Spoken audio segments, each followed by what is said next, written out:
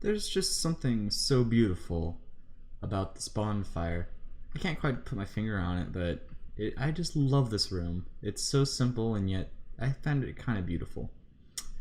Anyway, enough of that. Hey guys, welcome back. This is part 5 of the Dark Souls playthrough. At least I believe it's part 5. I could be wrong, but I'm pretty sure it's part 5. And today we're going to be making far more progress than we did in the last episode. In the last episode we just simply grabbed a few items and did a couple things. This time, however, we're going to be unlocking a brand new NPC. And right here, if I can hit that, I know I can use a bow for this and it'll be far easier, but I don't want to take out the bow. There we go. I can grab that later. Okay. So up here, we're going to be grabbing our new NPC friend, who will be giving us our pyromancies. I think these guys can drop fire bombs. I'm pretty sure they can. Hand axe. And here we are, Cornix the whatever. There we go. Unlike the sorcerer, you don't really need a requirement for using pyromancy. He'll teach you regardless of any stat that you have. So you don't really have to worry about that. These guys will gain hyper armor after being hit once. So it's definitely a situation where you want to be careful with what you're doing. You can actually hit them out of their hyper armor, but they have so much of it that at this early in the game, it's almost impossible to do so. There we go. So as you can tell, currently I'm using the Astora Straight Sword. I'm mainly just doing that to take care of my health, because I am gonna be needing to be able to kill lots of enemies really fast in this area, and I can't really be caught using a slow weapon when there's like dogs and fire bombs and then those big guys, like they're all just around me. So a slow weapon won't be optimal here. Down there's an item. Appears. Okay. I don't believe there's anything up here I need to worry about. So let me just grab this. The partisan. And then we will head back this way. Because over this way we need to unlock... Actually, wait. No, I do need to go down this way. Right, okay, yeah. You unlock the bonfire this way as well, I believe. Drink.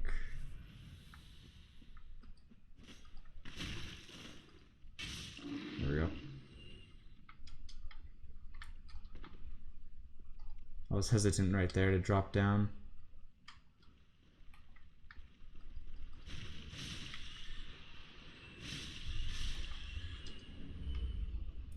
Alright, so I'm gonna go ahead and heal aid before we engage here, because I'm not sure how well I'll do in this fight. I'm pretty sure I'll survive, but who knows? I may just get beat to death by a giant rat and her babies. Never mind.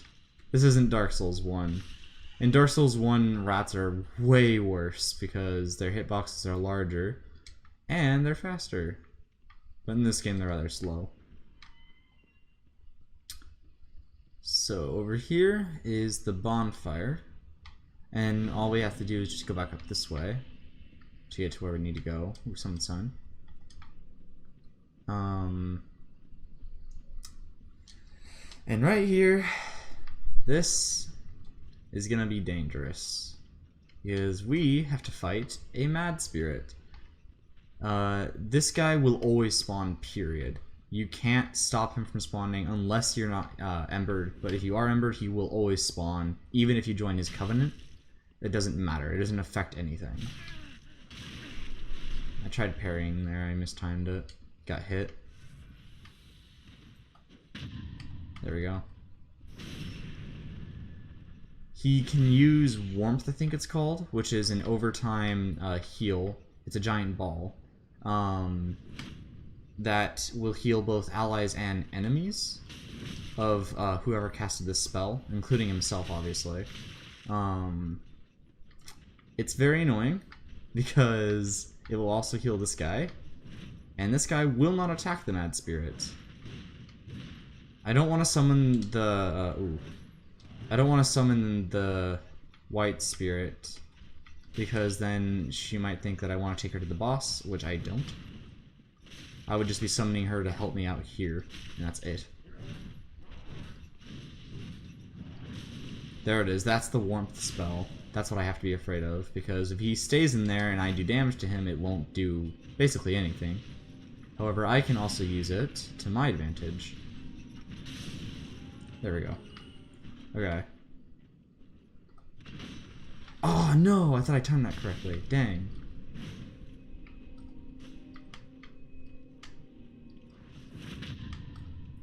Oh, boom. Okay, so this should be a kill.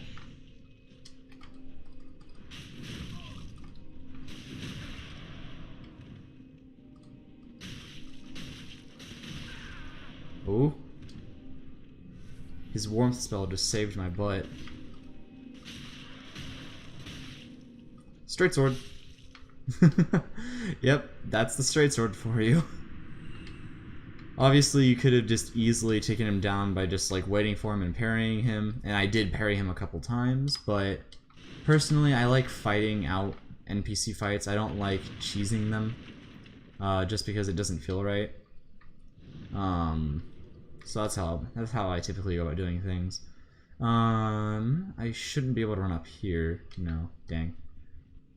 There's a crystal lizard thing that spawns over here, but it runs away when you're spawning from that bonfire, so we have to come back for it. And up here is one of these girls. She is not very nice, and we fought her earlier, but especially up here, she is a pain because she has her back basically hidden away from us, and there's not a whole lot that we can do about it. Drop down. I don't think you can parry anything she has. Maybe that book attack, I don't know. Ow. I don't think you can parry the guy with the hammer. Okay. That was close. I almost killed myself. Come on.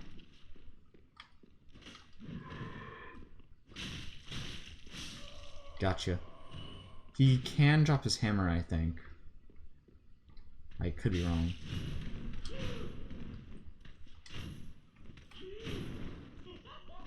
Okay, you are really just not being nice to me right now.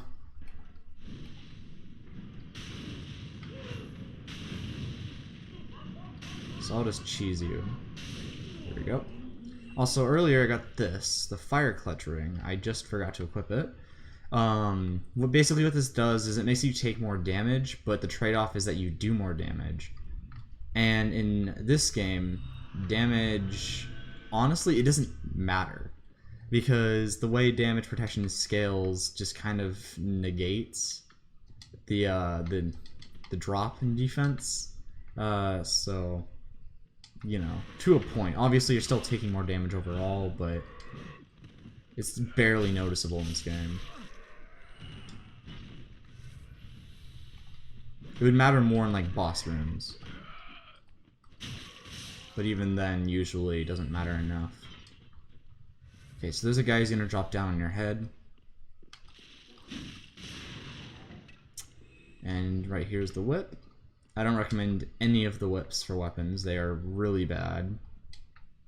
I think they've been bad ever since they were created. And that's an instant kill.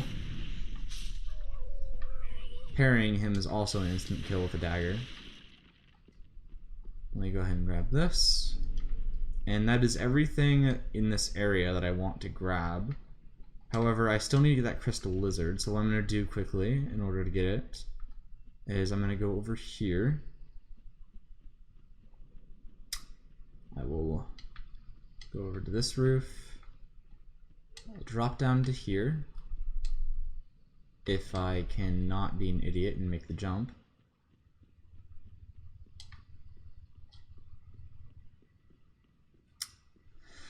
And then after we do that, we should be able to quit out to the main menu, and it will reload the world, and any mobs that I didn't already kill will be respawned. He spawns, I believe, right here. So I'm gonna go right here, so he runs toward the wall. So there we go. Just spam to get out of the whole loading part of this. And then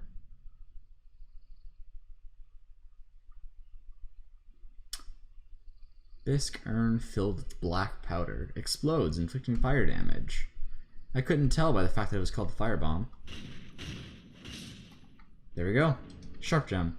That is a gem that imbues your weapon with the ability to scale off of your dexterity, which used to be super overpowered, but now there's only like a couple of weapons where it is actually still super overpowered, since scaling and defense has been fixed, so that way infusements like a dark, lightning, blessed, all that sort of stuff, they now don't get counted for twice. They only get counted for once, which is what it was always supposed to be. I'm just gonna fight this guy for souls. I don't need to fight him yet.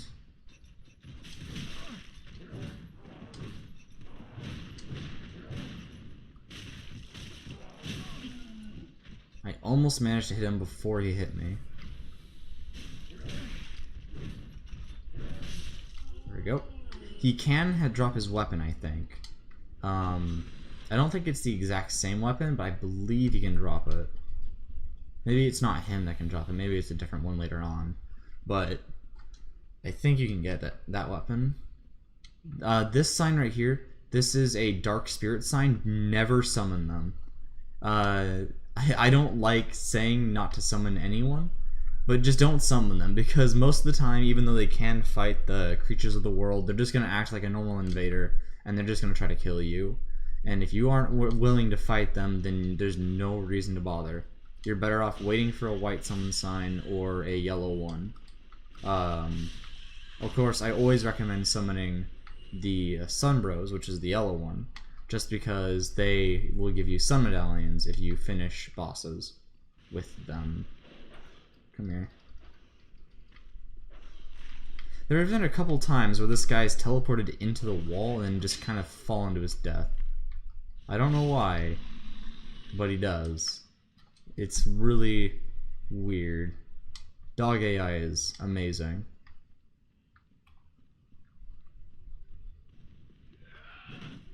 Oh, I mistimed that, dang. I keep mistiming it. I'm just gonna backstab. It doesn't help when my frames drop either. I don't know why they're dropping, but at least it's not nearly as bad. I did change some settings to make it so that way it was running better. I could lower them again to make it so I'm running 60 frames constantly, but I don't know if later on it will be too much of a problem.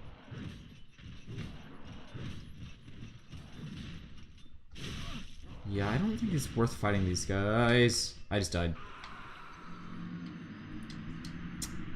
Well, that just happened. So I'll be right back.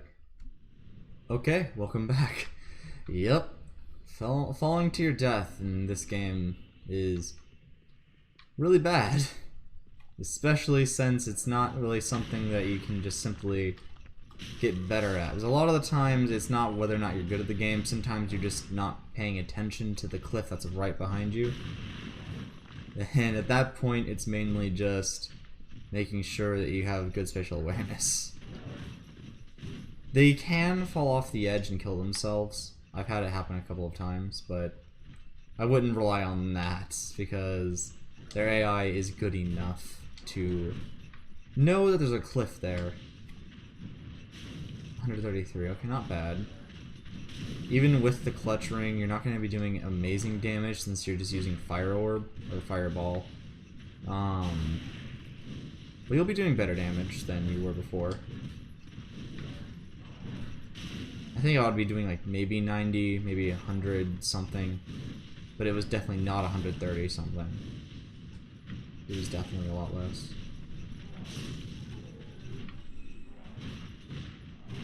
And dead.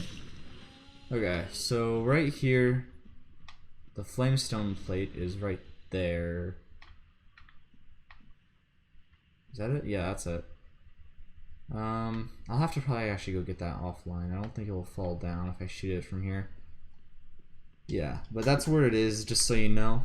And I don't think I can survive that right now, so I won't try.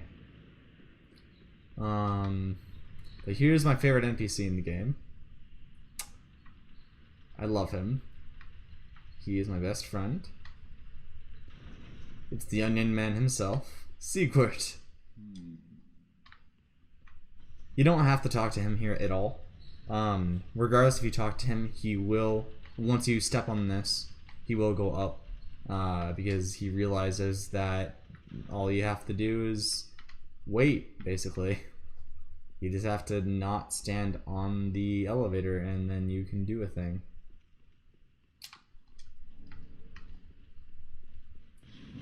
If you do the exact path that I just did, you will never be hit by him. I don't know why his AI is not smart enough to realize there's a pillar right there, but it just isn't, apparently. So that's cool. Helps me out. 98, okay, not bad.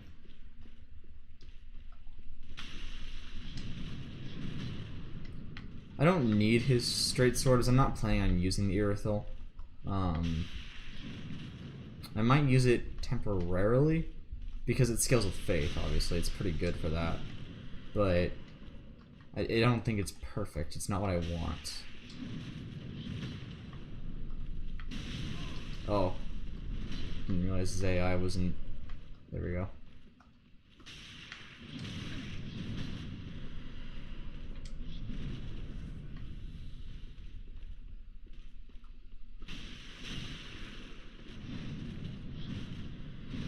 I've never tried to parry these guys, so I don't know if they can be parried.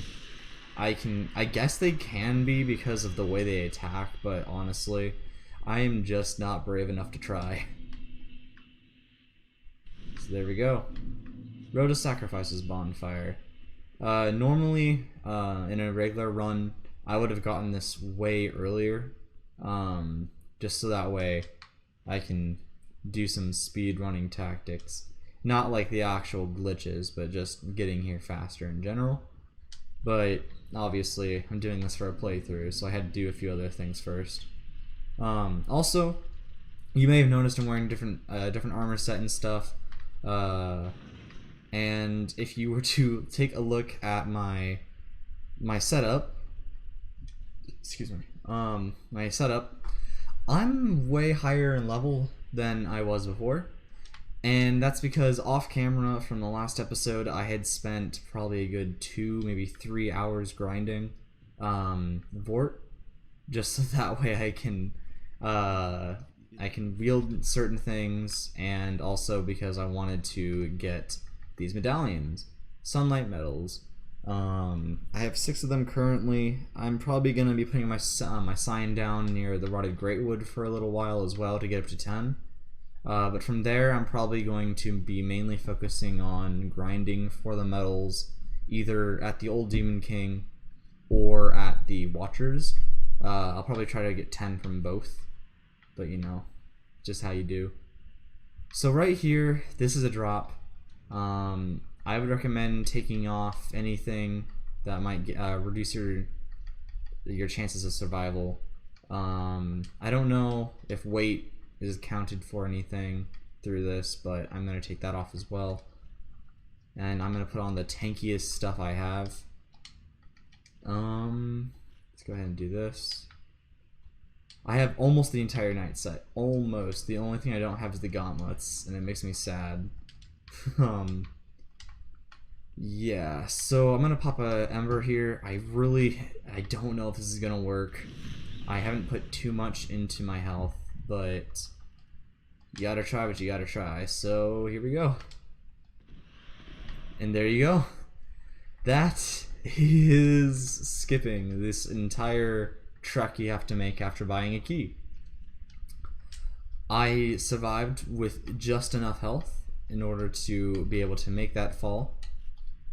And man, am I glad that I did, because that would have been very sad if I didn't. Irithyll Straight Sword. Oh, I thought I did skill with Faith. I guess it doesn't. Never mind. Oh well.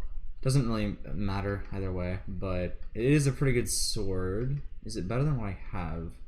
129, 124, 19, 7, and this is... Okay. So far Irithyll Straight Sword is looking better, yes. It's 141. This should be 143. Okay. It also applies Frost, so I mean that's automatically better than only scaling with Dex or Faith as its benefit. Whoops. There might be a guy, I don't know. Sometimes one of the people that walk on the bridge fall down here. Sometimes they don't. Their AI isn't exactly the best. There's also some guys up top that will try to jump down on you. I wouldn't recommend taking that damage, because I believe at this level we will instantly die. He's right there. So I recommend doing this. There he is. Then let him go into his rampage. And there you go. That is how you deal with him. I don't believe there's a second one that drops down, so you should be fine after you take care of him. But there is an item that I want to grab down here. I don't normally grab this item with intent to use it, but I feel like it's kind of appropriate for at least a little bit. I don't want to use it forever, it's just not that great. But right here, you may notice there's an item in that guy's dead corpse. So I'm going to go ahead and loot it. And we got ourselves the Blessed Red and White Shield. This, what some people should know by now, is kind of broken in the early game because you don't have a lot of health. So if you plan on tanking, like a little bit of damage, not too much, then you might want to grab this. Because it has the ability of regeneration. And what regeneration does is it heals you. So all you have to basically do is just wait and you can gain health. Anything that's imbued with Blessed will have that effect. And I believe there's 2 items, I'm not sure which ones they are, but I believe there are 2 items that automatically have the Blessed effect on them. I know the it was I don't remember the name of it, but it's like something wood shield from the DLC, the Ashes of Ariandel DLC, that we'll be doing way later on. I believe the shield from that gives you the same effect. It heals you, but it also is a full-on shield. It defends and heals. It's pretty good. So this is our this is where we're going to be learning all of our faith spells from. She is a priestess, and you can do one of 2 things to her. You can either give her holy tomes and learn only the holy miracles, or you can give her dark tomes and learn any amount of dark miracles, which you really shouldn't do, honestly. That's kind of gonna screw you over a bit, because if you want to give her the status of Firekeeper, then the second that you learn any amount of dark miracles from her, she will lose that ability. So yeah, if you don't want to do that, then I would definitely say don't. But if you are going maybe for like a roleplay build, or if you just don't care, then go for it. I mean, honestly, you don't really have a reason to not to go for it. It's just a recommendation that I would suggest you listen to if you don't want to mess around too much. Okay, so at this point, I don't know how long the video is gonna end up being. So I'm probably gonna record episode 6 immediately after this. So I'll get to the top of this tower, and we will greet our little friend, and then yeah, it should be good. In the future, I am planning on making videos longer because we're going to be doing the late game naturally just gets longer. There's not a lot we can do about that. So over time, videos will start getting longer and longer. And if I feel like it eventually, like if I'm dying too much in an episode, I might even straight up just cut out that episode altogether, and then I might try re-recording it. Just to save on space, because I don't have a whole lot of space to work with. So yeah, that's a bit of a shame, but I'll do my best. I'll try my best to entertain you guys as long as I can. And let's do this. There we go.